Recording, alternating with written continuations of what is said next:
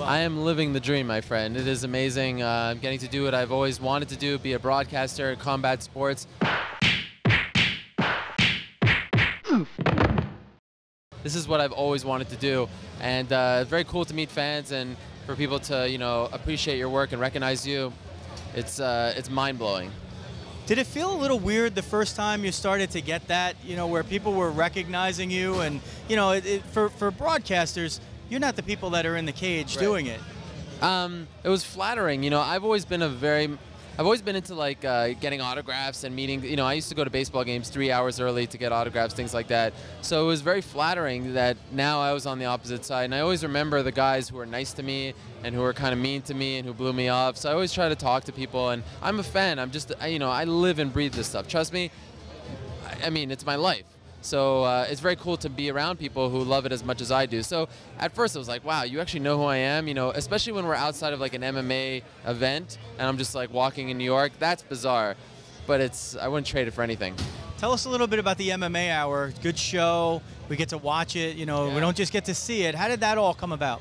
Well, AOL has a studio in New York, and the first time I saw it, I was like, wow, you know, this could be like the Howard Stern show in the sense that it's like a radio show, but it's also filmed. Howard Stern is, in my opinion, the greatest broadcaster of my generation. I think he's unbelievable, and I always love watching his show as well as listening to it. So I kind of, you know, showed them that we could do a show. At first, they only wanted it to be 20 minutes. I was like, 20 minutes, man, that's like a typical Dana White interview for me. You know, I need at least an hour. Now I'm actually pushing the limit, and I'm going to 90 minutes, even though it's still called the MMA Hour, and it's fun. I'm trying to get them to give it to me every day.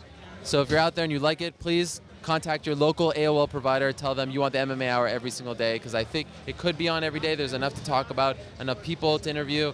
And it's the thing I love doing the most, because radio was always my #1 love. I always enjoyed sort of the free format in radio, and getting to do that now with an MMA show is a lot of fun. What about the stuff that you're doing in terms of, you know, standing there during a UFC event and getting to talk about it, you know, that what you were doing for the Daily Line on Versus? Dude, that was surreal. They're like, okay, Ariel, you got to go over there with Mike and Joe, 30 seconds. I was like, okay, we're just going to be sitting down and talking. And they're like, okay, Mike and Joe, get up, lights on. Okay, 5, 4, 3, 2, 1, and I'm standing there with the microphone in that scene that I've seen 100 times before with Mike and Joe, and it was surreal. I've still not seen it because my DVR taped over it. I don't know if I was like shaking, if I was sweating. I don't even know what I said, but that to me was probably the highlight of my career, just getting on there, and for one time only I could say I stood between, you know, two of the greatest of all time. A huge, huge honor for me. Well, you were cool as a cucumber. No makeup either? No makeup. Look at that. No makeup today too. What do you think? Good? Yeah? No. As long as you got the 5 o'clock shadow. Right. You know, Oh, yeah. That's like the man's makeup, right? Yeah. No shaving for me. I haven't shaved in like 3 years.